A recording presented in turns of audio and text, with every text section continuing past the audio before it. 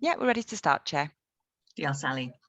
Gwybodaeth bawb, really good to see you. I'm aware that there are some issues with Sky customers are not able to access the internet, so we might be losing a few members because of that issue this morning, but it's really good to see you.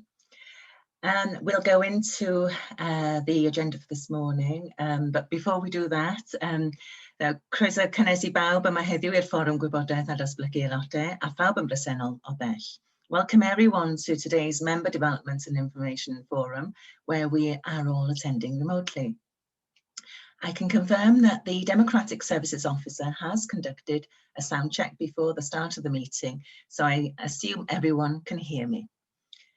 I would remind members that this meeting is being recorded for those members who are unable to attend and will be uploaded on the Council's intranet page at the conclusion of the meeting. All microphones will be muted unless you indicate your wish to speak, at which point I will call out your name, and you will need to turn your microphone on.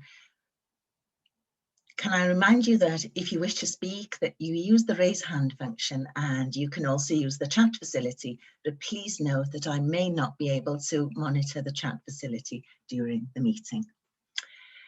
And we will now move on to the agenda for this morning. And the first item we have is the apologies for absence. Sally. Yeah, apologies have been received from councillors Carol Beard, Brian Cossey, Philip Evans, Greg Robbins, James Listed, Austin Roberts and Nigel Smith. Lovely, diolch, Sally. The second item we have Chair, apologies, it's Cheryl here. Apologies from Councillor Charlie. Thank you, noted. Diolch, Councillor Cheryl. The second item I have on the agenda is an update by the Cabinet Member for Economic Development and Leisure on the current and future challenges. Warm welcome to you, Councillor Louise. Hello and bore da, and my current challenge is being a Sky customer. So I'm connecting via my phone, and I can't screen share any nice presentation, but there we go.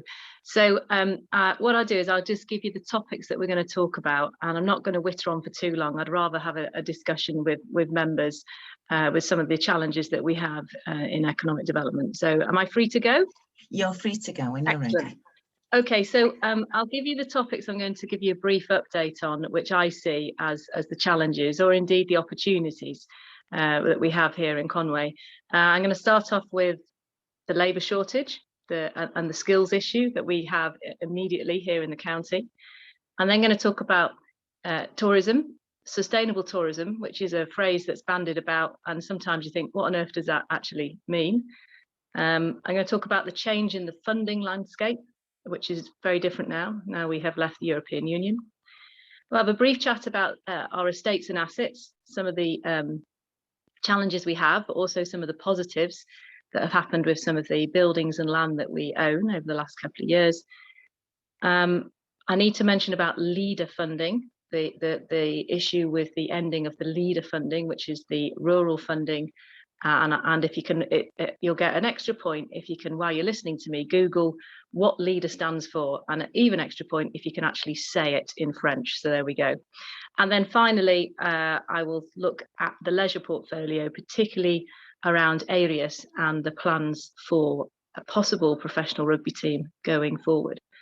So if we start off with the labour shortage, this is something which we know very acutely about.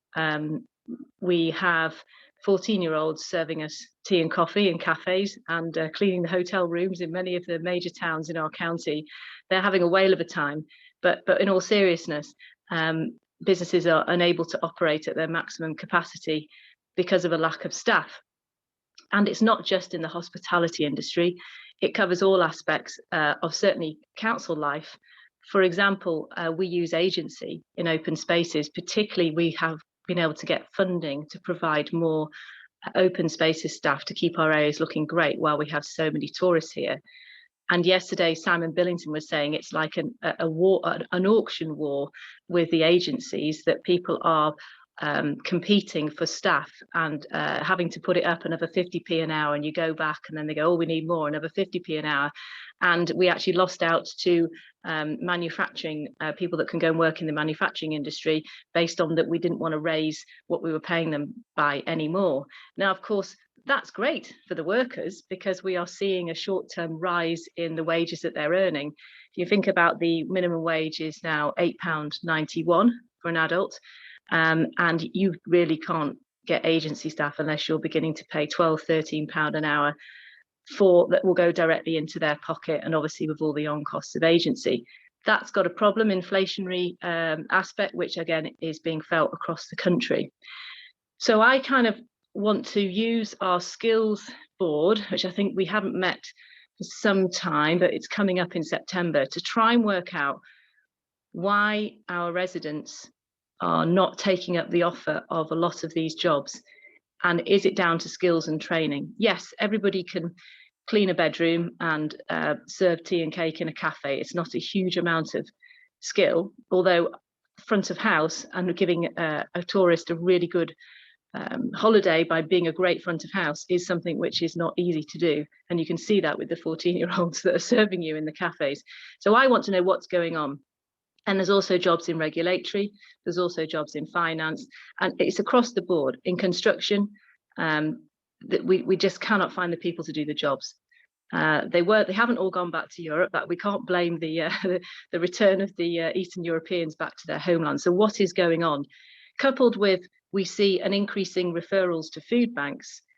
I just can't work that one out. So that's something which I think is a challenge that we need to face right now. And then we need to look at this. What are our residents doing? Are they skilled enough? Are they trained enough?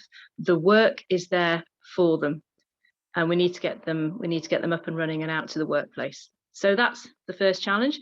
Second one, sustainable tourism. That phrase is bandied about, but what does it actually mean? In my head, it means that when I come and visit an area, I have less impact on it, so less immediate impact on it, i.e. I put my litter in lots of bins which are readily available. I park in a car park rather than in a farmer's field or on the side of a road, and that I use a public toilet because there's plenty of them rather than using the bushes. So that's a sort of short-term sustainable tourism that I come and I don't leave that impact. And then you've got the longer-term impact, which is based around accommodation. So of course we have been discussing this recently. And the question is, people have to stay somewhere. And if there isn't a good supply of guest houses or hotels or indeed sort of caravan sites, the option is self-catering. So I sort of think when I go on holiday, and I own a holiday let, so I'm kind of doing myself out of business, but I try and think, actually, if I want to be more sustainable, it's better for me to either stay in a tent on a campsite that's usually owned by a local person, or to stay in a guest house or hotel. So I'm not impacting on the local accommodation because I'm not renting out the self-catering unit. Now, obviously, that's all very altruistic of me, etc. And that's not how people think who perhaps don't realise the impact of all standard accommodation that would be used for residents being turned into Airbnbs, etc. That you don't really feel that until you actually live in an area. So that's how I see sustainable tourism is allowing people to come, giving them a good experience, providing the facilities for them, so they can, not make an impact, and then also the accommodation side. So the tourism infrastructure, I won't be the first councillor nor the last to whinge and moan about really basic, boring stuff like toilets and extra car parking and enough bins. And the problem with all the funding that we have for tourism-related projects is geared towards sexy projects that can be opened by a politician, and that doesn't mean a new toilet block. So the toilet blocks and the car parking are seen as business as usual, and I think that is a bit of a mistake. And I think that we need the councils need that extra funding, not just to build these facilities, but also to be able to run them and also to be able to enforce them. That's the one thing that we having an issue with people parking on roads. We're having an issue with camper vans. The camper van issue is interesting, isn't it? Because we're always having a go at camper vans, and there's not much talk about, well, where can we put them? where can we put them? Where can we, rather than just the stick? And we've got single yellow lines all over Llandudno now, so you can't park your camper van there. That's completely fine. But without money to fund enforcement officers, and without an alternative for them to go somewhere else, it's all a bit of bluster. So I think that is a challenge. Tourism infrastructure is vital. And remember, Visit Wales' #1 complaint year after year is not enough toilets. And then obviously on the accommodation side, things are progressing. We've had, I don't know if you've, I'm sure you've read that one, second homes development in Wales. Now, obviously that's second homes. That's not talking about holiday accommodation, but obviously it's the same principles. And I think that we will get some regulation of where the holiday lets are. And as I say, people have got to stay somewhere. You know, they've got to stay somewhere, and self-catering, particularly after the pandemic, is a nice option if you've got a young family or you want to keep yourself isolated on holiday. It kind of is the only option. So I think there's a balance, and I think change is coming. Slow, gradual change is coming, which will be a good thing. So that's a challenge. Next one, let's go to changing in the funding landscape. So we can talk about LEADER at the end of this, because that is a big change, but we have lots of new pots of funding which are coming from central government. So we're having to build new relationships with UK Treasury officers, as well as maintain those with Cardiff, Welsh Treasury officers. So immediately we have the most well-known Levelling Up Fund. And the interesting thing about this is it requires the sign-off by the MP, which means that I think in my short time here, in the last sort of 6 months, we've had more engagement with our 2 members of Parliament than we ever have. The leader and I meet them on a weekly basis, essentially, as we're trying to work out which schemes are going to be put forward for the Levelling Up Fund. And of course, this is all, some of it is very, very new. And the question we've got to work out between us all is how does that get democratic approval? Because we can go and approve lots of different schemes that we think are great, but if the MP doesn't like them, they're not going anywhere. So there's a real collaboration and a relationship, which I think is quite new, that needs working on with the Levelling Up Fund. And of course, Clwyd West, we have 2 MPs, so Clwyd West, David Jones, Aberconwy, Robin Miller. And you know, we are starting to get those schemes together. They're nowhere near ready. Don't think that we're doing something that the democracy haven't been aware of. They are nowhere near ready, and there's lots of ideas coming forward. And obviously, we're going to have to work out a way to present those through democracy, knowing that the Chamber and Robin Miller are going to have to agree. So that's a bit of a challenge. We've also got the Community Renewal Fund, which is we have put a lot of projects forward for that. And we should be finding out imminently. I thought it was August, but I think it's going to be early September. And there's lots of feasibility studies in there, because of course, to get any of these big bucks, you need a feasibility study. You need to tick all the boxes. And let's be clear, the list of requirements needed by the UK Treasury to get this free money is no different to the requirements required by Cardiff through Europe. You know, it won't be any easier, unfortunately. The detail will need to go into each bid, and that brings us on to probably the greatest challenge within Conway, is the capacity of our officers to do that. So the only sort of dedicated team is Barbara, with her, I think she's got 2 staff underneath her. And of course, she's also doing the small business grants as well. And she's also overseeing any funding that's been given over the years and that needs to be checked that we're spending it right, and we report back to our European leaders. So essentially, we need more officers. And again, they've got to be funded, and an officer of that caliber has got to be paid well. So with on costs, you're probably talking 40k a year.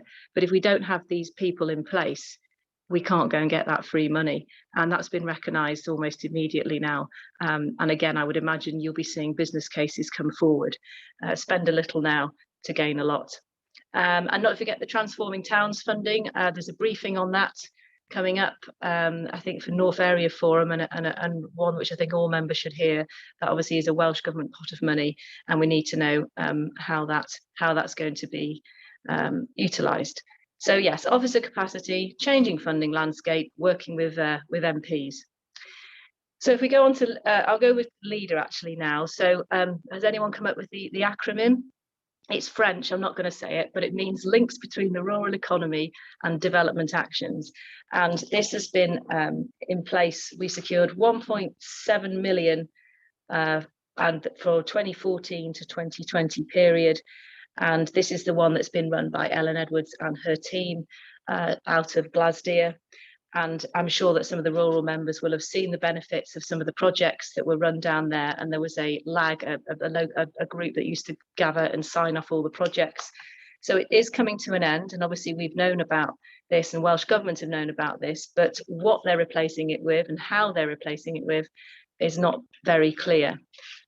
So we obviously have staff that have been paid out of this budget. So they are pretty anxious about what's happening. The WLGA are all over it.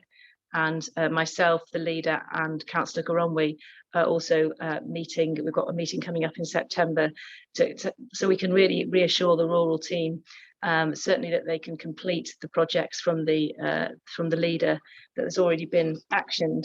But that is a worry as to how that is going to be funded.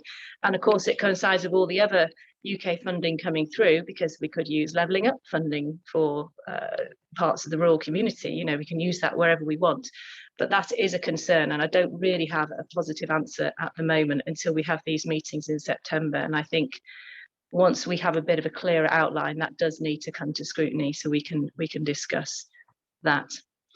Okay, next one is estates and assets, which also sits in my portfolio, and I'll do some good news. I was just looking at member development I did in 2018 when I last had this post, and of course things like Penmine Road have really come on. I don't know if anyone has taken a drive down there, but the units are up and they're going out like hotcakes. So that has been a successful development, and obviously public money has enabled that to happen because public money put the road in, sorted the site. It's a landfill site. We like landfill sites. And then the private industry is cracking on in there, and they are local businesses who are getting bigger, you know, that are expanding. They've taken the majority of the units. So that's a real success story. And if only we had more land like that, we could we could rent industrial units every day of the week. Tier fluid. It's like buses all come at once. Nobody was interested in the place at Kimnall Bay. Again, public money enabled the land to have all the roads put in, all the electrics put in. I went to it and it was almost like a nature reserve, unfortunately, because nature had taken over it. But you can still see the layouts of the roads and the plots. All of a sudden, we have lots of interest in it, even with the slightly more expensive construction costs because of the flooding requirements. Lots of interest in that now. We're almost having them to compete off each other. So that's really good. Civic Hall in Conway, my little personal pet project to ensure it didn't become a big pub.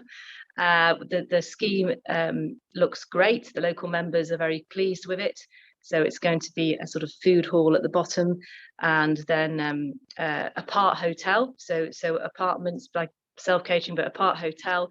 And then I think at the top they're going to have 2 or 3 lovely penthouses, and that's where the profit is essentially. So obviously one big floor, you've got to get past planning and CADU and Paula Jones, but Paula's been involved from the start, as has CADU, so we're hoping that will be a success. And then over to Glasgow. Glasgow is, as we all know, the quite large conference centre in Llanrwst. And sorry, I've got a child. I can't talk. Thank you. The child's trying to interrupt me here.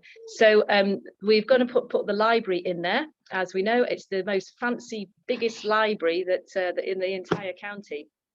Yes, I know. And it looks fantastic. And I haven't seen it completed, but halfway through it looks great. We do have a bit of an issue because we have a top floor with nobody in it, and we are going to be trying to rent that out as office space.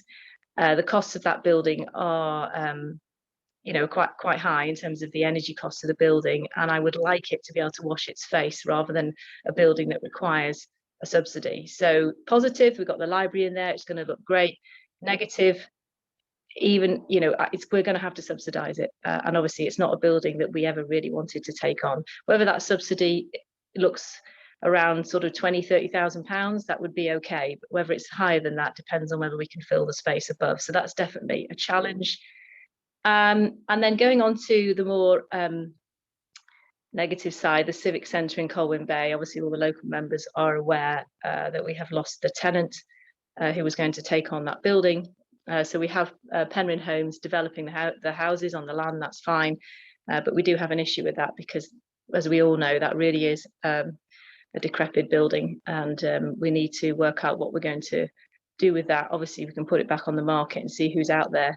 I think the decision for the tenant to walk away was a little bit pandemic, was a bit, you know, their staff were going to partially work from home. So, and then returning to our main estate and asset, Coy Petler, I am very concerned about a kind of long-term move to generally working from home as council officials. It's probably a personal problem that I have with that, rather than everyone agreeing with me, but I think we need to get back into the office, and I think we owe the businesses of Colwyn Bay to get back into that office with a degree of flexibility, obviously for home working, but that office needs to be busy and it needs to be open. Obviously, we are under the cosh from Welsh Government slightly with their directive at the moment to still work from home. But I am very concerned about that investment in there, and the town really needs all the help it can get as it comes out of the pandemic. That's just a flavour of the estates and assets. There's plenty more, but I won't bore you too much with that. And then finally, leisure. So we asked Mally Tidswell, the new leisure manager, to commercialise leisure, and we gave him that power to do so and to become to market it much more aggressively, I suppose. And he's gone ahead and done that. So, and then the pandemic came along, but essentially the membership is growing back up. We had 5,000 fit members. So these are people that have joined monthly and have access to all the facilities across the county. And we're about, I think, coming up to 3,000, 2,500, 3,000 members. Remember, we froze everyone's membership so they could still be part, and we did so much online stuff in lockdown, even putting exercise classes online. You've seen the new branding that should be county-wide now, so we've got really nice, modern, fresh branding. The staff are wearing you know, all the brandings on their clothing, and it really has changed. One of the things I've noticed, because I do occasionally meet all the leisure staff, is that they know that we like them. They know that we want leisure to expand and to basically be you know, a really important showcase for the council. So rather than, I don't know if you remember the British Empire, which was a soap or a comedy soap many years ago, but you know, most leisure centre places had that kind of British Empire look about them and feel, and the staff were a bit or whatever. But actually that has really changed, and a lot of that is a change in staff culture driven by Mally from the top, and I hope also by Jane and me. You're doing inspirational chats to them, telling them that we love them and we're going to find money for them and we're going to invest in their services. And there's a real buzz now around leisure facilities. The future challenge, I would say, in leisure is we're very keen and keenly aware of making sure our prices don't put off families that may not be able to afford them. We analyse the price of a family swim. We analyse offers that we're doing to make sure that all our leisure facilities are available to the majority of our population. And obviously that goes into Caroline Jones's world. That the challenge, as always, is getting children off their screens and out into the outdoors and into the club structure. Sport Conway, we're the only one left. There used to be Sport Gwynedd and Sport Denbighshire and all the rest of it. Sport Conway are the only one left, an organisation that brings together all the sports clubs, supports the sport clubs with training, first aid training, etc. And it's a really strong network. And when people say to me, there's nothing to do for my child around here, I feel like screaming, because we have some really good clubs in a whole array of sports, and all of Sport Conway's clubs make sure that they are inclusive from a financial aspect and inclusive from a disability aspect. And if they need help with that, then that's where the council come in, and we support Sport Conway to look at all those sorts of initiatives through Caroline Jones's team. So there is no excuse for children or indeed adults not to have some sort of sport going on in their lives, which is really important. And then rugby. So Arius Park, RGC are the sort of semi-professional team that play there. They would have had the first match last weekend, but one of the players got COVID. They need to work that out somehow, because you can't start cancelling matches with all the economic benefit to the area suddenly taken away because one player has COVID, even though he's vaccinated. So they need to work that one out, I think. But the season started again. There is, as you remember, it was all in the press, that aspiration for the WRU to have a North Wales professional team, which they blooming well should. But that means closing down one of the teams in South Wales. So I suppose it's like telling sort of Manchester City they're going to have to amalgamate with Liverpool and then another team be sent up north. And there was a lot of player power involved in that decision to put it off. Players didn't, and it was right in the middle of the 4 nations, wasn't it? 6 nations now. So essentially that all died a death, but it is still the aim of the WRU to create a professional rugby team in North Wales, and we are the chosen location. We are the chosen partners. That's going to mean a few more stadium seats at Arius if it comes off. That's going to mean investing in our facilities. And so we are thinking about whether the Levelling Up Fund could do that, together with sorting out some of the leisure facilities. If you remember, perhaps you don't know, but the big leisure hall of Colwyn leisure facility, one wall is kind of being held up by duct tape. We need to invest into the leisure facilities there. We've invested in the equipment. The rooms have been rebranded, but the actual buildings are a little bit tired. So there's a way that we could perhaps do that for the leisure facilities, together with creating this fantastic facility, and also remembering that we'll always be an event centre as well. So that's very exciting. And obviously that's a sexy project. That's not opening a toilet block, is it? So the ministers of Cardiff and London are all over it. The idea of a professional rugby team up in North Wales playing week in, week out is something which everyone's excited about, but there's quite a long way to go.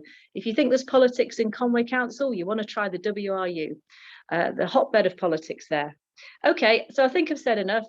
Labour shortage, sustainable tourism, change in the funding landscape, estates and assets, some positives, some negatives, and the leisure. So I'm open to questions. Thank you. Wonderful. Thank you so much, Louise, for a fantastic presentation update. I've certainly learnt quite a bit as well from listening to you about things that are happening, lots of challenges, but my goodness, we've got lots of good things, exciting stuff happening as well. And we all like sexy projects, don't we? We absolutely all love sexy. So bring that on. Can I just, I have got some speakers. I just want to make the point from my point of view, how important leisure is and how much we appreciate and value our leisure staff. Because this is, as far as I can see, leisure and its benefits is an integral part of, or should be an integral part of our communities.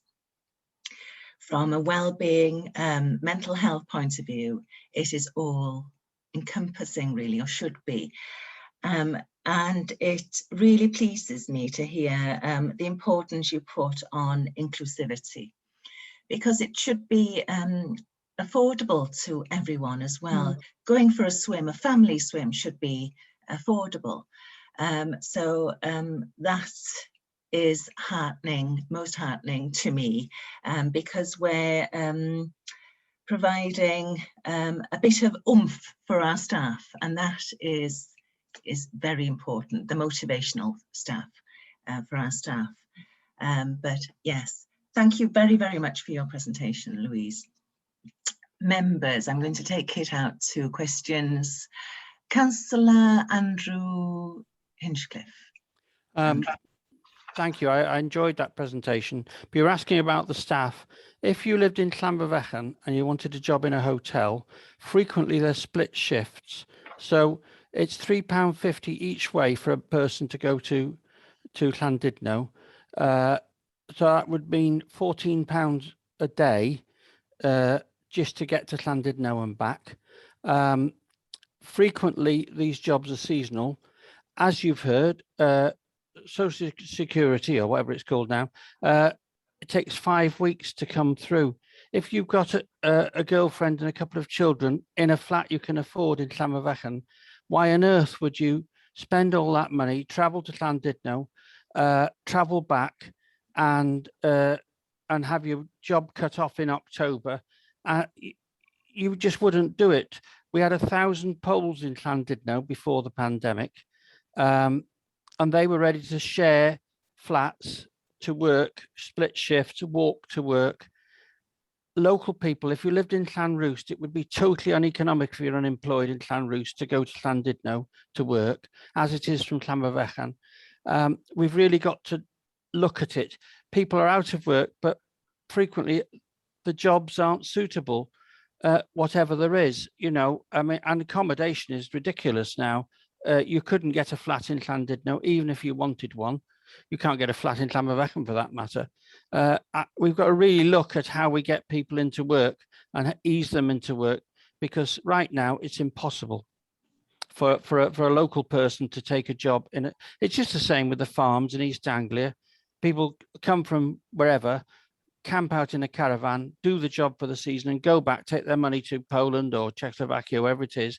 But a local person living in Boston couldn't do it. They just couldn't do it. That's why people aren't available to go in the fields or available to go in our hotels. Thanks. Yes, and to respond to that, that's why those people in Boston voted for Brexit, ironically, which made the situation worse. Yeah. They didn't realise the deal was rubbish, and they didn't realise it was total and utter rubbish. And we will be back before long. It is total and utter rubbish. We will. Thank you, when Andrew. everybody's broke and there's no food, we'll be back. Thank you, Andrew. Do you want to make any further comments, Louise? Oh, just that, yes, totally accept that if it's £8.91 in a hospitality job part-time, that doesn't work for people who live here permanently, and particularly the travel aspect. I'll take that up, actually, the travel costs. But as I say, it's not just hospitality that's short, it's construction, it's regulatory, it's finance roles, which pay full-time and quite well. But yeah, that's definitely a consideration, the travel costs. Thank you. Councillor Frank. Thank you, Chair, and thank you, Louise. There's no questions here. A comment really. Years ago, because of my reputation, I was co-opted onto the Wages Council, the National Wages Council, on the subject of hotels. So I'm very versed in hotels. I've owned two, and I understand hotels, and I understand the logic of hotels. But in Llandudno, it's a different business from what it is in the city. Llandudno could be as good as the city, but it can't be, for the very points that Councillor Andrew made. You're talking about £8.91. That's an average wage of about 16,300, 16,400. You've all got children. Are you saying that your child should look at a career in a hotel on 16,000? No. I spoke about, I was a Remainer, I'm still a European. Funny enough, this week we're talking about Afghanistan. The only connection I've got with Afghanistan is I used to cook for the King and Queen there when I worked in Munich. The Europeans come here. Hotel life and restaurant life is for young people. It's exciting because of the people you meet. I've just spoken about a King and Queen. I could talk about other ones. That is the basis of the love of hotels, the love of tourism, the excitement that goes through your veins when you go to work.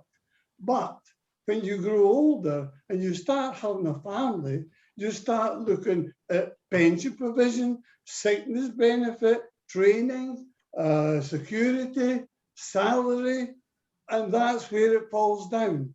The Europeans came here and they weren't so much interested in that, was building up a CV, because when they went home, they would be more fluent in their English language, would have more knowledge of Great Britain, and they could build up careers in their own country. So there's an awful lot here. And when you compare that, what's the benefit What is the benefit for not working on the state?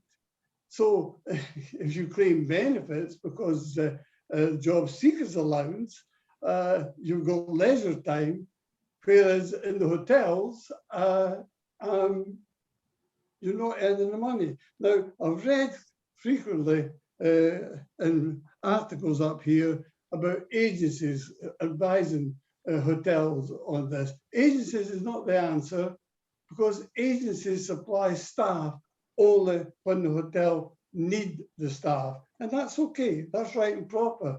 But there's no depth to this. There's no training. There's no encouragement of developing skills. So there's an awful lot here. And I'm afraid if the hotels are not going to provide the conditions that's satisfactory conditions of employment, they're going to struggle, because the young people will find a career elsewhere. Thank you, Chair. Thank you. Thank you, Frank. As always, I can hear and feel the passion that you have for these topics. And I must say, you've had a very colourful life as well. Yes. Louise, do you want to make any comments with regards to? Just similar to I said before, that the jobs on offer are not just in the hospitality industry, but secondly, I think every economic strategy and development of Conway is based on making our tourism offer long-term, all year round. So we move away from £8.91. And I can assure you, people working in Llandudno are not on £8.91 in the hospitality trade. They're having to put the prices up. But everything we do is about ensuring that our main industry, which generally is tourism, is going to pay well and pay regularly. That's everything we look at when we're looking at our economic strategy, because we're acutely aware of that. But there are plenty of other jobs that are paying well, particularly council jobs, that we still can't find posts for. And I think what I'm going to try and get, if I can, is some information to the skills group as to exactly, because we're all talking anecdotally here, aren't we? Let's get some facts as to what job vacancies are available and where they are available in the county. I think that would help all of us.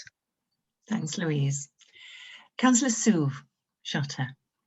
Thank you, Chair, and thank you, Louise, for your presentation today. I'm actually going to bang the same drum that everybody else has today, but I don't think it is about tourism. I think, as you have already pointed out, there's lots of issues where jobs aren't being filled. And I think a little bit of the problem is that we have a lot of our residents who are long-term unemployed.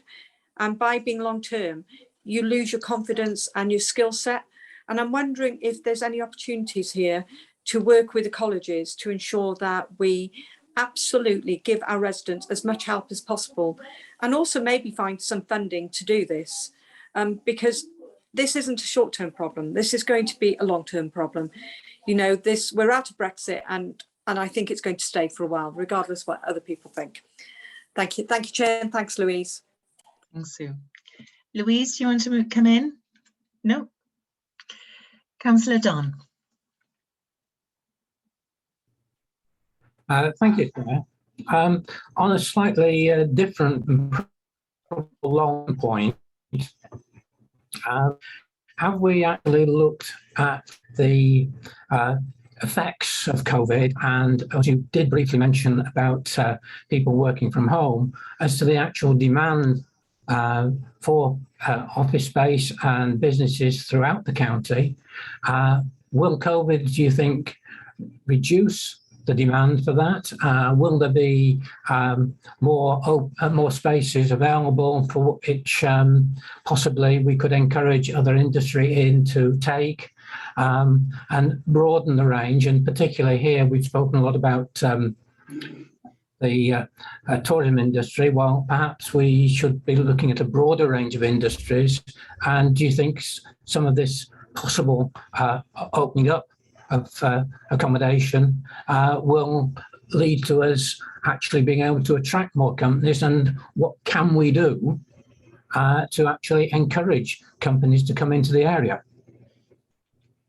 Okay, thanks, Don. Yes, in terms of changes, long-term changes to how we work, I think it is slightly too early. I have, in my private world, empty office space at the moment just outside Manchester, and the agents are telling me until we get through this winter, nobody quite knows how it's going to pan out. I think this winter is going to be interesting. I think it's going to have a set of restrictions at some point. So business owners are still unsure as to whether to completely transform the way they work and move to a smaller office space, because they know their staff are going to be home working, so therefore there may only be 50% of staff in at any one time, or whether to just ride it out and just see after this winter if we are, you know, the pandemic of 100 years ago was about 4 or 5 years on and off of disruption. So whether they make those decisions now, or whether actually in 4 or 5 years, you know what us humans are like, we kind of sort of go back to our old ways. So I think it's too early to work out. But I think straight away in some of the better paid jobs, the sort of white collar jobs, of the middle class jobs, I suppose, if you want to say to it, I think that they will turn into people that have got a nice place to work from home and they've got flexible employers. Those people, I think, are going to have their primary resident in a nice place. And North Wales is a very nice place to live. So I think the work from home and the Welsh Government kind of work from home future, which they don't ever want to return back to pre-pandemic, I think we will see a rise in people moving into the area and then commuting 1 or 2 days back to the northwest of England. And if they are the business owners who are living in this community and thinking, well, actually, I could actually have my office, I could have everything here in North Wales, and I can get my staff to commute from Manchester into North Wales. So I think it's too early to predict that. But I really feel that the business owners are going to look at their various options from a lifestyle point of view, and that could help us. The other point about accessing, if you remember in our economic growth strategy, one of the strands of that was to try and encourage regional headquarters of major businesses to come to North Wales. We were never going to get the headquarter, and we now have to sort of reassess that as to whether that's possible. But the opportunity is there to encourage people to come into North Wales and to live here and to work from home. Of course, the downside of that is we're back to the increase in house prices and taking away homes from people that are the indigenous population, I suppose, the people that have been here for many years. And that's a very controversial argument, isn't it? So I think wait and see how this winter goes. I have a gut feeling in 2 years' time, we'll have forgotten all about this and we'll all be back to normal. No. Yeah, can I just come back on that? Do we as a county have the capability of evaluating, just as we are concerned about empty homes at the moment, and getting those back into use, but are we looking at and able to evaluate commercial properties out there, not just our own, those that we own and manage ourselves, but to know what the real market is, because clearly that's something we are going to need to know, as you say, once we come through the other side of the pandemic, whenever that might be, and we see what gets back to a new normal, then we need to be prepared. And I would like to comment on the concern about bringing people into the area by attracting companies, but in doing so, most of those should hopefully bring the capability of jobs for our own people. They won't bring everybody in, I would hope. You're looking at perhaps not just white collar, also you're looking at some of the more high-tech areas on the industrial side of lacking currently, although some neighbouring counties do. Okay. If I could get on. Sorry, I was just going to say that you were breaking up a little bit, but sorry, go on, Councillor Lewis. Thank you. If I could get on the internet, I can't remember the name of it, but there is a very detailed document that's produced alongside the LDP, which lists in the county every area of commercial land, whether that's industrial or office, whether we own it or whether it's owned by the private sector. I'll try and get it up, and it's an amazing document, and it literally has maps of every area, and it says this is employment land, this is who owns it, this is office. So it's a detailed snapshot of everything we've got on offer, and that goes with the LDP. I'll try and find the old copy of it because it's fascinating. So we do know exactly what we have in our very small county, and again, we're always working with businesses that want to come into the county or businesses that want to expand. So yeah, we're definitely on it from knowing what assets we've got. Thank you. Councillor Andrew Hinchcliffe. Just carrying on from that, for instance, in our village in Llanfyfechan, every house over about 300,000 has been snapped up in days by people from away. One can only hope that it's bringing some money into the community, that the people that live there who can work remotely are actually spending in our community, but it's making it very difficult for the people locally that want to move up in a house, and the pressure downwards is such that rents and small houses have gone up dramatically too.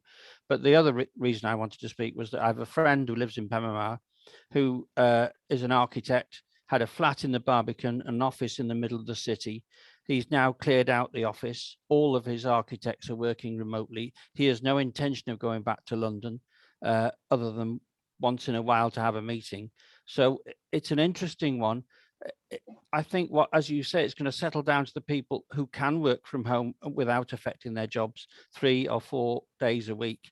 And I think we're going to have to use Coed Pella as a sort of really use it as a hot desk more than we ever thought it would be. And the people that can work from home can do so. Thanks. Thanks, Councillor Andrew. Louise, do you want to come in?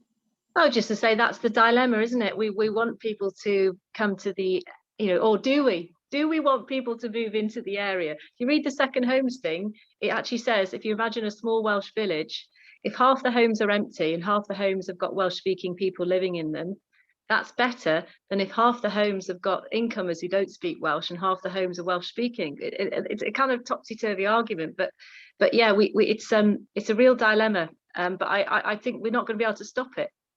That's the problem, market forces, and why should we stop someone coming into the area? The UK is a nation full of immigrants, isn't it? We're all from different backgrounds, but it will bring its pressures and its dilemmas, particularly to the Welsh language and culture. Ideally, they will immerse themselves in the community, but yeah, it's interesting times.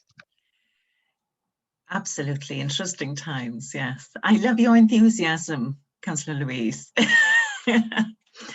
I am going to bring this session to a close, but before I do so, I have got Councillor Frank Bradfield. I haven't got any more speakers, but I have got Councillor Frank wanting to come in. So, Councillor Frank. Thank you for your indulgence, Chair. Chair, I think we're blinding ourselves if we think this is a North Wales issue with people coming in. This is a national issue. When I worked in London, people travelled from Cambridge into London, from all Manchester into London. They don't have to do that now. We've got the same scenario in the Lake District. We've got the same scenario in all the little beauty places we have in Great Britain. They're all being taken up with people buying second homes. This is a national issue, not just a North Wales one. Thank you, Chair, again. Absolutely noted, Frank. Thank you for that. Oh, I have one more speaker wanting to come in. Councillor Jeff Corey. Thanks, Chair. Hello, Louise. Nice to see you. If I've got a company, could be a digital company, high-tech manufacturing company, plastics manufacturing, I think it's all like that. It's not necessarily about a nice place to live. I know there's some experience working around the world. Not necessarily a nice place to live. It's about, can my company survive? So if I was coming to Conway, I'd be asking you, oh, I'm interested in tier clue, it looks good. I want a position of value-added jobs, not just value-added product. So could you tell me what the skill base is around the area? That's the question I'd be asking. Yeah, as I say, nice place to live, but my company's survival, it's what is the main skill base other than tourism in Conway? You might not be able to answer that, but you put some light on that? Because that's the question I would ask. And what grants would you give me to encourage, take people on for longer term apprenticeships, etc., and put the value into the job? Thank you.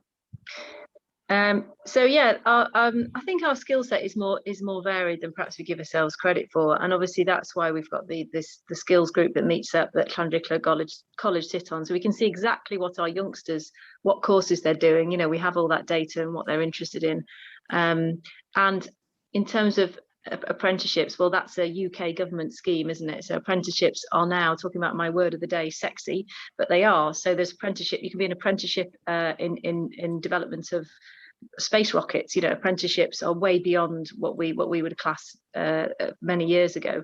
So all those offers are on from the UK government. In terms of Conway, I think we do. John Merricks will meet with any business that comes into Conway, and one of the things we'll always, you know, be concerned about is skill shortage. But that's because we have a shortage of people. Not many of us are around here. You know, we don't have a lot of population. So you'll find that if the businesses come into Tier Clwyd, and we're looking at 250, 300 jobs. Realistically, you know, they're not all going to be residents of Conway, because we also have a very high retirement age who don't want to work anymore. So I think we do have our finger on the pulse in terms of what 17, 18, 19-year-olds are doing and where they're working and what courses they're doing. There's obviously a huge push around social care as well, because that seems to be a career for the future, looking at minimum £10 an hour, which is what the Welsh Government are doing, in the hand of social care workers on top of agency fees. So I think there is that support as much as we can, but the shortage we have in North Wales is people. You know, when we're out the pool base of working age people, that means the skills will be more limited than if a company wants to set up in Manchester, which is why when they come to these parts of the world that we do offer them support and we do offer them grants. But the apprenticeship scheme is up and running, but it's nationwide. Thanks, Louise. Councillor Jeff, do you want to make another? Yeah, I'd just like to know, if I came as a business, that's what you'd be telling me. There's nothing like a Conway package. There's a business. Some areas, I'm sorry to cut across you. Some areas you can go to, like Ireland, for instance. Well, not specific. Yeah, I know what you mean. I mean, we would put them in touch with Business Wales. We would put them in touch with the grant packages available on a national level. But within Conway, what we can offer is our business support grant, which is £100,000 a year. But that's a project match fund up to £1,500 for a capital asset. So that's not a huge amount of help. But we can also put them straight into contact with you know, the principal of Llanriclo College, the principal of all the schools. So we have all those contacts, but in terms of actual hard cash, they're all done at a national level. Just one more comment I want to make on a lighter note. You mentioned ageism, the age process, etc. Frank might appreciate this. I'm 73, still sitting at work today, so I wish you'd hurry up and find these people. Thank you. Thanks, Jeff. Thank you very much. And with that upbeat note, I'm going to bring this session to a close. Can I thank you so much, Louise? It's been a really good session. Really enjoyed it. Enjoy the rest of your day, and we appreciate all the work that you're doing for us within Conway as well. Thank you. Thank you very much. Bye-bye, everyone. Thank you. Bye-bye. Now, members, I'm going to take us on to item 3 on our agenda this morning. And this is one of our bite-sized IT training sessions on general IT issues experienced by members. Can I welcome you, Andy? Andy Plum is with us this morning. Really warm welcome to you this morning. This is something that with working virtually, members do have a few issues with regards. I know I would love to know how I get a good background when I'm working, because I don't want everybody to see the dust or the rubbish that I may have behind me. So it would be really nice to have a good background. So I would personally like to know that, but I'm sure other members joining us this morning will have other questions. So Andy, warm welcome to you. Hello, thank you very much. Morning, everybody. So yeah, I've been sent a list of a couple of issues, which I'll work through from top to bottom. And then if anybody's got any questions around that issue, we can tackle it then. And then maybe at the end, we'll throw it open, see if anybody else wants any other questions answering. I'll do my best. So I'm going to go on the assumption that we're mainly talking about laptops. Now, I know some of you are probably on iPads right now. But 40, I think there is 40 councillors currently have a laptop. So I'll cover laptops, but I'll then try and do the iPad equivalent if I can. So the first one was, like Councillor Sue said then, is how to change your background on a Zoom meeting. So on a laptop, you just, when you log into Zoom, you have the settings icon. I don't know if everybody can. Let's see if I can share this. I was trying to fiddle around with this while the meeting was going, but I didn't want to share my screen while you were all having your meeting. So there, can everybody see my screen there?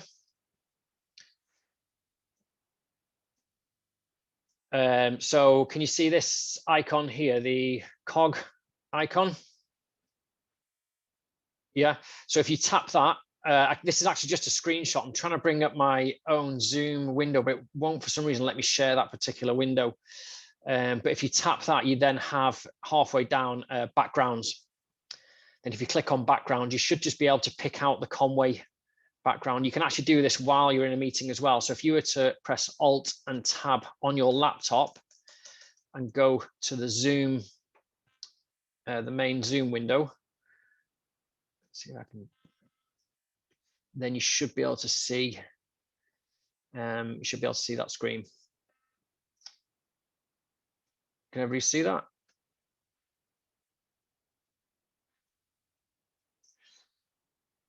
I'm assuming that's a yes. So I can't see my screen and everyone else at the same time. So yeah, you go to your settings and then stop sharing screen, Andy. Sorry. You stopped sharing screen now. It's disappeared. Yeah, it's because I'm only on the one screen, so I can't see everybody and my share screen at the same time. So let me try that again. Yeah, and I was sorry, I was trying to. Which one's tab? So tab is to the left of the letter Q. So if you press and hold the Alt and then you tap tab and let go, you should see various icons pop up on the screen. And as you tap tab, it will scroll through from one to the next.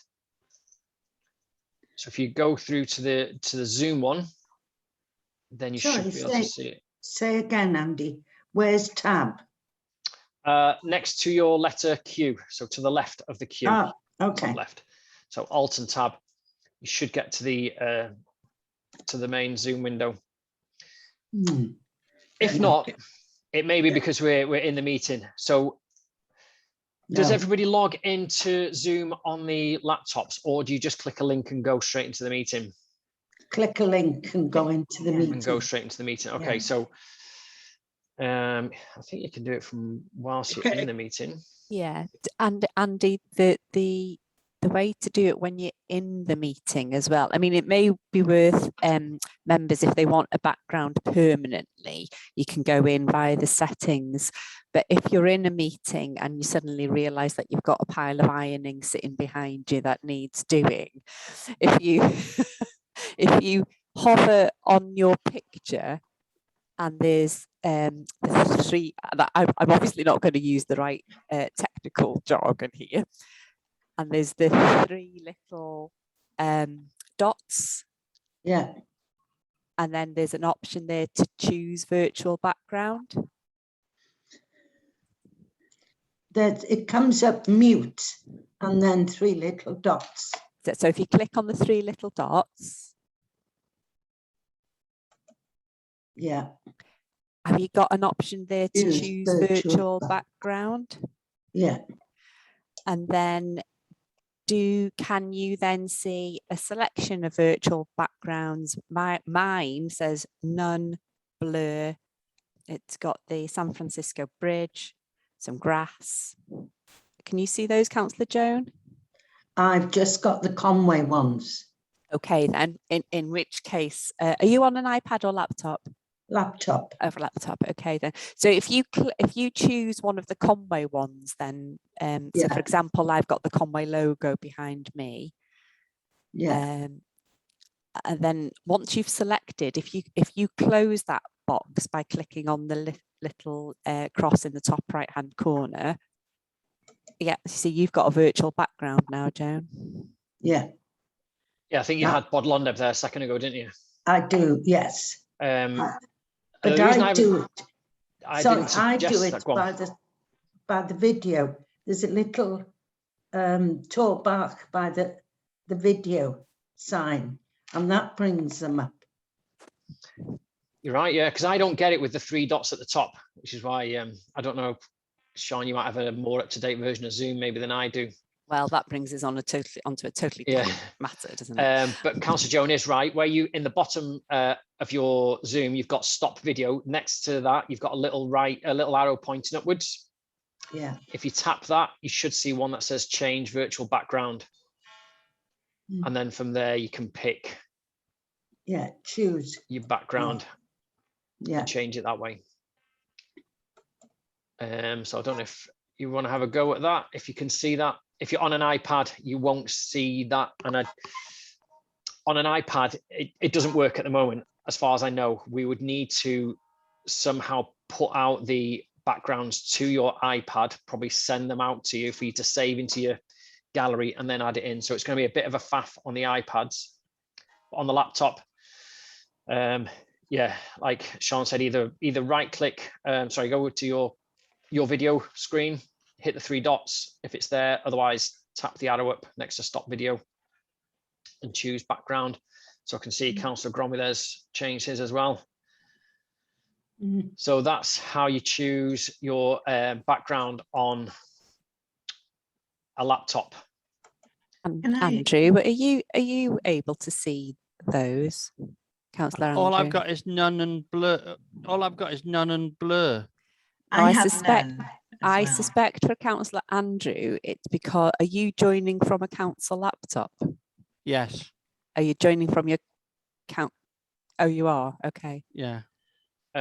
What it might be with that one is none and blur. You might be on an older version of Zoom again, so it's not brought in by default the background. So I'll just make a note of that, and then I'll call you up separately, and we'll just update your Zoom. Okay. Could I just make the comment that I have none as well, like Andrew. I don't have any virtual backgrounds too. It comes up as none for me as well. Your own picture in as well. There again, Councillor. You can put your own pictures in as well into that same space. Yeah, you've got a little plus, so you can add images into the background and effects actually. Videos. Provided they maintain a professional. Yes. Please don't have random photos. So I think maybe Andy, though, one of my issues that was on the list was to show the laptop users how to update their Zoom. Could we try and do that now to see whether it then pushes out the backgrounds, or is that a bit How do we do that? You can, if you need to open up the Zoom app on your laptop. So if you use the mouse or Alt tab, use the mouse, it's probably easier to go to the Zoom icon. When you hover over it, you should see 2 icons pop up. One should be the Zoom meeting, which is us, and then one should just be Zoom on its own. Yeah. Is everyone getting that? So if you click on Zoom,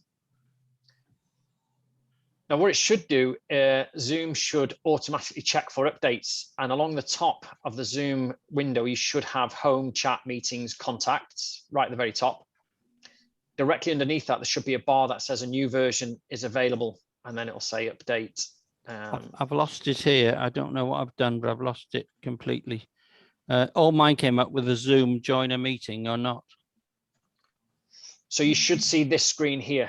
This should be your standard Zoom app. Oh, I've lost everybody now. Oh, I haven't got that one. How do I get to there? What you could do is you could click on the start button and type in Zoom, and it should open up the Zoom app. Ah, right, okay. So you can see here, it says a new version is available, update. You should just need to click that update, and then it will update it for you. You don't need admin rights or any special permissions to update Zoom. It's installed So at user level. I start and I find Zoom. Let's have a look.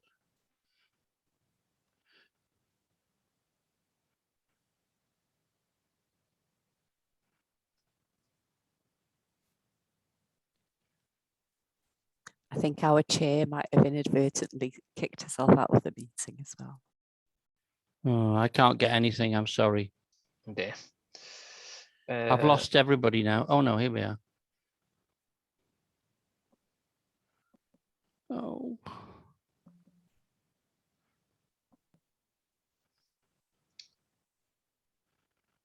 I'll give up. I forgot. What I'll do is I'll call you up separate. It might be a bit, because we're in a Zoom meeting, it might just, it might not work quite how I did it before I joined the meeting, where I had the screen to go through all the screenshots and stuff. So what I'll do is, Councillor Andrew, I'll give you a call after the meeting, and then I'll just check those settings for you and talk you through it, if that's okay. So, well, that is how you change your background. One of them two ways. If you can't change your background, or you're not seeing a list of backgrounds other than none or blur, drop me an email or a call. I'll remote over to your laptop and then check it from there. It's quite difficult while we're on a Zoom meeting at the same time. Like I say, on the iPad, it's a little bit different. I don't think it's quite as straightforward if it actually works at all. I have got an iPad here and I can't change my background to anything other than what's in my photo gallery, unfortunately. So that I'm not going to try again, because I just logged myself out of the meeting and had to come back in, so I'm not doing it again. Okay, so what I'll probably do is then, Councillor Sue, I'll give you a call as well after the meeting and just check. Thanks. Is anybody else having difficulties with the backgrounds? Councillor Frank? No.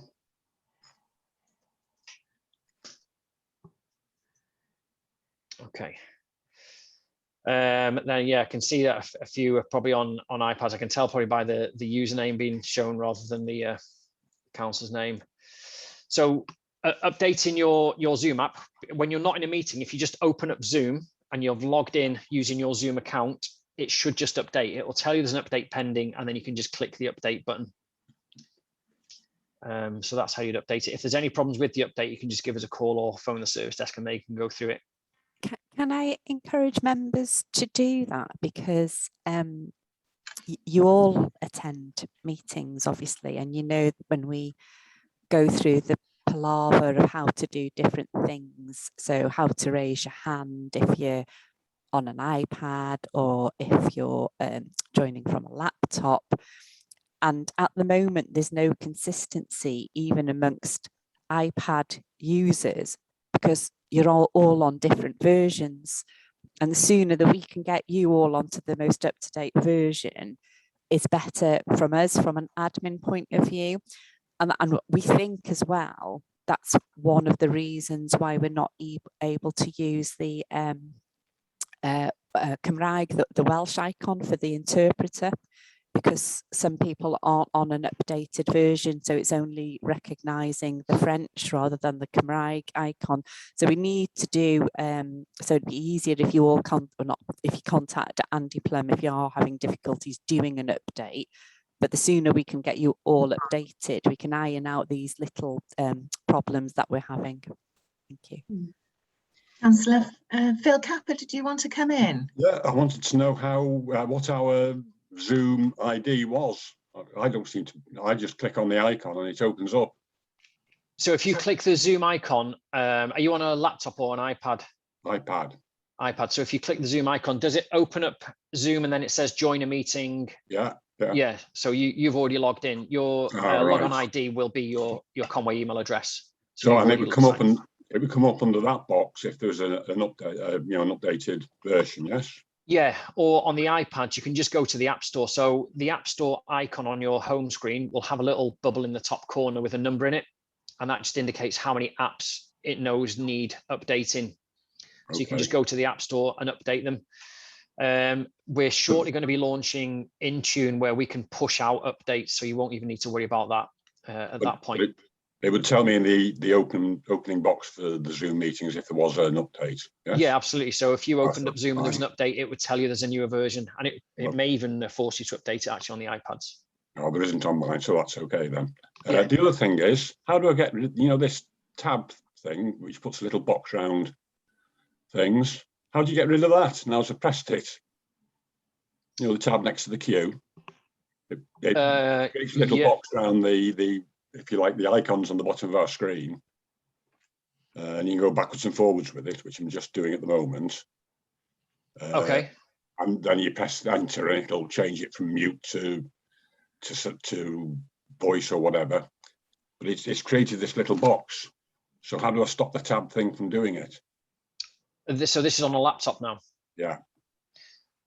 So when you press and hold Alt and you're tabbing through all the icons, as soon as you take your finger off Alt, it should just then drop onto the app that it was tabbed to at that time. Has it not done that? Yeah, go on. Yeah. Thank you. Okay, excellent. That's one win. No, it's come back again. Don't worry about it. I'll turn it off and switch it back on again later. Councillor Joan, did you want to come in? Yes, please. You can see Councillor Sue and Councillor Phil. When they stop the video, a photograph of them comes up rather than a blank screen. I'd like one of them, please. Okay, I can add that in. We'd need to go into your Zoom app and go to your profile and add in a photo there. I think that's where it's done, which I think is, if I turn my video off, yeah, so I've just got my name rather than my picture. Yes, but it's much nicer if Peter's got a picture of himself. Yeah, okay. So, and this is where I have a query, because I've set up all the councillor Zoom accounts on the Conway County Borough Council Zoom account, and I've attached a profile picture to everybody. And I think the only reason why some of you do have pictures and some of you don't have pictures is because of the different way that you're joining the meetings. I don't know whether you can shed any light on that, Andy. Yeah, so if you haven't signed in to the Zoom app, it won't pull down the settings that Sean has set. So if you get an invite to a Zoom meeting, especially on a laptop, and you just click that join and then you put in your name and join the meeting, it wouldn't have pulled down any of the settings that Sean has preset for you. You need to, when you're out of the meeting, you need to open up Zoom on its own and make sure it's logged in, so it doesn't ask you to sign in. Basically, if it's asking you to sign in, you've not connected to Zoom properly. You won't have all the settings, including the profile picture. So that's probably a good thing to do maybe after the meeting, is to open up Zoom and see if it's challenging you to log in or if it signs you in, and you see this screen here. So if you see this screen, you've signed in to Zoom. It should have your initials in the top right there. That's where your profile picture should appear. If you don't see this screen and it's asking you to sign in, then give me a shout and we can get you through that bit. So I think that'll probably sort that issue out there, Sean. Councillor Don, did you want to come in? On that same, Can I suggest you turn your camera off, Councillor Don? The sound's quite bad. Right. This is exactly where the problems I've had. When I try and sign in, it asks for a password. I don't know what that password is. It doesn't accept any of the standard ones. Is it a separate password for Zoom that we have? Because I can pull up the screen, put my council email in, and it rejects either that or what I thought was the usual password I use on the laptop. So because up to now I've always signed in from the email link, which clearly I think isn't as efficient, but I'd made the wrong assumption that it simply jumped to the inbuilt program on the laptop. Yeah, so no, it doesn't. You would need, it's a separate password that's administered via Zoom itself. So myself and Sean and maybe a couple of people in Sean's team perhaps can reset them passwords. I think we'd reset it and then you get a link to say that your password's been reset. Yeah, I don't know whether you remember, Councillor Don, right at the beginning when we started using Zoom and we set the Zoom accounts up, I sent an email out to everybody to say that they'd receive a Zoom email prompting them to activate their account. And at that time, you were advised to use a different password to the one that you used for your laptop or your iPad, because it wasn't, again, not the technical jargon that Andy would use, but it's separate to the council network. So for security purposes, I think IT said, oh, just ask councillors to use a different password to activate their Zoom account. That will be the password it's asking you for. But if you've forgotten, I can easily send another prompt and it'll ask you to, I can either reset your password. I think that's probably the easiest way to do it. So I'll give you a ring after the meeting and we'll do that, Don, if that's okay.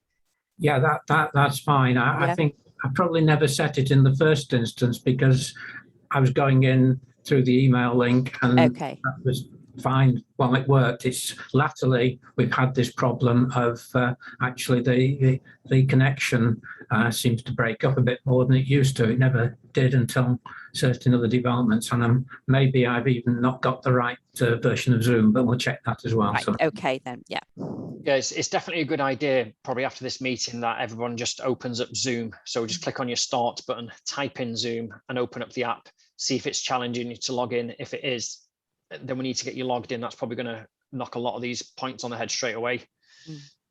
So if it's asking you to log in, you don't know your password, just give either myself or Sean a shout and we can reset that for you. So the other thing that will then do, I hope, is when you then join the meeting, your name will automatically appear, the one that your account is set up, the name that your account is set up with. So for example, I automatically join and I automatically appear as Sean Williams, but you can see that Cheryl joins as CH0017, Gronwy joins as GO something or other. Once all that's done, I'm hoping that you will automatically appear as Councillor Don Milne. And then from our side, again, it saves us having to go through the process at the beginning of every meeting of renaming you. And it also helps us because when people are sitting in the waiting room and it's not quite obvious to us who you are, it is a bit hit and miss whether we're letting the right people in. So you can actually, I think this just probably leads us nicely onto the next point. Actually, you can rename your own, name on Zoom by just right-clicking your video. So if you right-click onto your video now, you should see a menu pop up, and the bottom of that should say rename. I'm not sure if it'll let us do it while we're recording. It won't. Oh, it's changed mine. No, it's not changed mine. If you're on an iPad, all you need to do. Sorry, I'm on the laptop. Sorry. You're on a laptop now, yeah. So if you right-click your video, what do you see there? Do you not get a menu pop up? Nope. You just turned my video on and off. By right-clicking your video? Oh, right-click. Yeah, no, right-clicking it, nothing's come up. Nothing happens. What about if you hover over your screen, your video, you should see mute and then the 3 dots in the top right of your video. Yeah. If you click on the 3 dots, do you get a menu there? Yes. At the bottom choose of that one. Virtual background, choose video filter, hide self-view, edit profile picture, and rename. Rename, that's the one. I'm happy with my name anyway, so I'll need to do it. So. But yeah, if you tap rename, you can put in your name or name of your choice. If you're on an iPad, you just need to double tap your video and it will bring up a small menu with 4 options on it, and the bottom one there should be renamed. So maybe if we've probably got Councillor Mary on an iPad, Councillor Sue possibly. If you can double tap your video on your iPad screen, and it should bring up a menu. If it doesn't bring up a menu, you need to make sure you're on gallery view. Yeah, on gallery, yeah. Yep. Okay, Yeah. then just double tap your screen and then you should get a menu pop up. Ah, yeah, yeah. And then the bottom one should say rename. Yeah. So if you tap that. Yeah. Right. And then just change that. So we're currently seeing CCBC in your inventory number. So if you should just type in your name there and then press done. Right.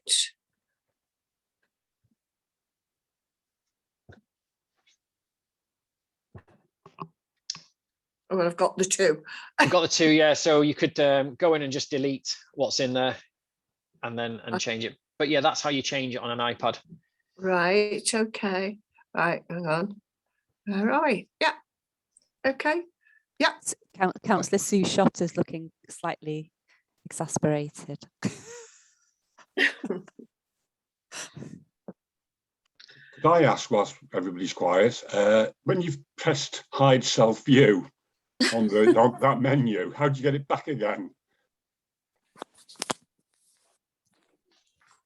I'll have to do this on the fly, so let's take a look. Hide self view. I knew I shouldn't have pressed it.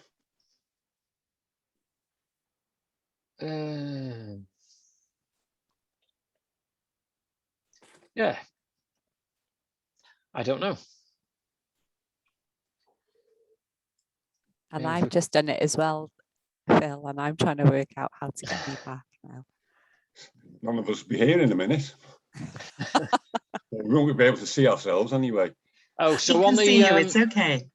in the top right corner of the Zoom meeting, you've got a view button with like a little square next to it. Yeah. If you click on that, and then you should see show self view. Ah, got it. Yeah. Thank you. Hidden away. So that was renaming yourself on an iPad and on a laptop. So Councillor Andrew as well, who's got a username showing at the moment. If you were to right click your video, you should be able to change that name if you wanted to. The next thing it's just, sorry, from my point of view as well. I mean, obviously when you're joining a Conway meeting, and once we've got your videos up and we know who you are, and we're quite familiar with your usernames actually, so we're not too bad, but we will automatically rename you. But if you're joining another meeting with an outside organisation, for example, it would be helpful, I'm guessing, for the people that are administrating those meetings, if you could rename yourselves before joining the meeting so they know who is entering the meeting.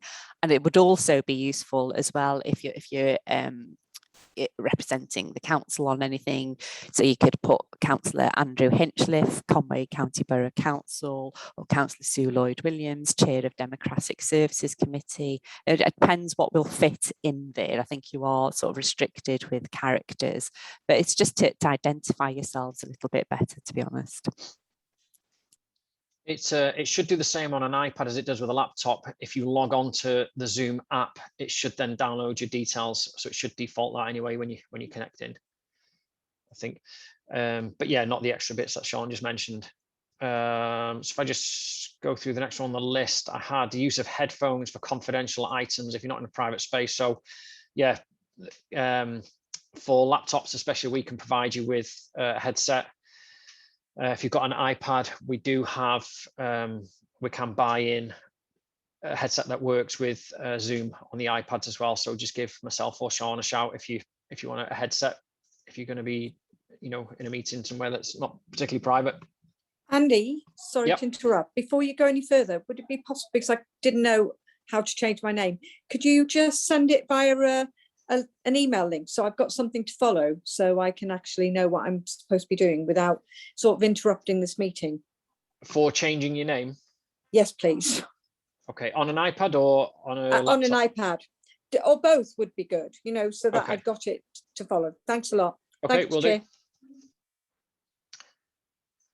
So yeah, that's that on the headphones. And then the last thing that I had on my list was how to video call. So if you wanted to video call someone within Conway, so like an officer or something like that, you should use Teams. So everyone who's got a laptop, they're all Teams compliant. So again, if you, Zoom is really just for these kind of meetings, I think. Is that right, Sean? Just for like council meetings and things? Yeah, so obviously when Teams has been rolled out across all devices, I think we'll probably do some extra sessions on Teams. But you're right, Andy, that at the moment it's only those councillors that have got laptops that can access Teams. I understand that it's going to be rolled on to the iPads by the end of the year. Yeah. Yeah, by the end of the year. Yeah, hopefully. Okay. Yeah, so they're looking at putting it out onto iPads. And to be honest, the reason why I've highlighted this is because I'm just very conscious that some of the feedback in the councillor survey what was about this different way of working that we're currently going through, and councillors not being able to have that direct contact with officers. And I'm not saying by any means that video calling is going to replace face-to-face contact, but in the interim, and possibly to a certain extent, because with the WorkWise project and officers potentially not being in the offices full-time the same way as you're used to having us there, video calling is really, really useful. So quite often I'll get a telephone call from Councillor Andrew, but it would be nice if he video called me sometimes so that I can still, you know, remember what he looks like. It's just sometimes nice to have that face-to-face contact even on a screen. And it's not just me, is it? I mean, you want to get in touch with the planning officers, you want to get in touch with regulatory officers, and before you used to be able to pop into an office and just see them, have a catch up with them. What I'm saying is don't be scared of using video calling. Like Andy says, that your laptops have Teams, and it's about making use of that. As officers, we're getting used to it, but it is quite a good substitute for physical face-to-face meetings. Councillor Phil Capper, did you want to come in? Yeah, so are we not using Skype video conferencing now? I think we've lost Andy. We're moving away from that, Phil. I think the end game is to transfer all the type of calls, so even your telephone calls, etc., over to Teams. So Teams will ultimately replace Skype. It's a bit weird at the moment because we've still got a mixture, because when you're in your Outlook calendar, you can still have that option to call, don't you? But eventually that will move over to Teams as well. And so, Skype opens up automatically when you start up. But my next point on that was, I just pressed the Teams button and it wants a password for me to get into it. Oh, does it? Yeah. And it says we have a problem or something to that effect. So I have to find Teams on the screen, do I? So on your laptop, Joan, so don't look for it on the iPads because it isn't there yet. But on your laptop, you should, on your desktop, already have the Teams icon. Okay. But Councillor Phil Capper, are you saying that when you clicked on that to open it, it's saying there's a problem? Yeah, I'll just do it again now. Okay. So I'll double click on it, the Microsoft Teams, and it thinks about opening. It comes up and it says, pick an account, Councillor Phil Capper, so I'll pick that one. And then it says, oops, you can't get to this yet. Your device isn't up to date with your organisation's policies. Check its status and take action in your organisation's device management portal, whatever that means. Okay, so that's another thing. So I'm just going to make a note of that then. So, IT. And it gives a load of troubleshooting details after that. Okay. Numbers and letters and things. It would be typical that Andy's just left the meeting. I know. That's a very technical question. We have lost Andy. So I was just wondering, you know, when you're sending an email, sometimes a little picture comes up of the officer. Could you not click on the picture? So currently in your emails, it's connected to Skype. Oh. So at the moment, so when you've got that, so if you have, if I send you an email, Joan, if you hover over my picture, you can press the little telephone icon and ring me, can't you, via Skype? Yes. Yeah. But ultimately, IT is moving away from Skype and it's going over to Teams. So you're fine still doing it like that at the moment, but in the long term, everybody will have to move over to Teams. Okay. Well, when you do, let me know. One thing at a time. Right. I'm just looking at the speakers. I don't have anybody wanting to come back in, and we have lost Andy as well. So I think it would be better to tie this session up for now. Poor Sian has been trying to assist as best as she can. But if we have Councillor Don's hand. Councillor Don. Oh no, I'm not allowed to say an old hand, am I? A legacy hand or something like that. Councillor Don, did you want to come back in or? No, I don't think I did. I think that got left from before. Okay, thanks, Don. Let me just check to see. I have nobody else wanting to come in. No. Lovely. Right. I'm going to close this session for now. Thank you. In his absence, I'm going to thank Andy very, very much for trying, for his patience. He's just coming back in now. Is he? Oh. I know. The joys of IT. Hi, Andy. Hello. Sorry about that. Don't My worry. laptop went from 20% battery to 0 in the blink of an eye. I thought I could see a little bit of panic within your room. Yeah, that was me running around. But I was just going to bring everything to a close with regards to this session.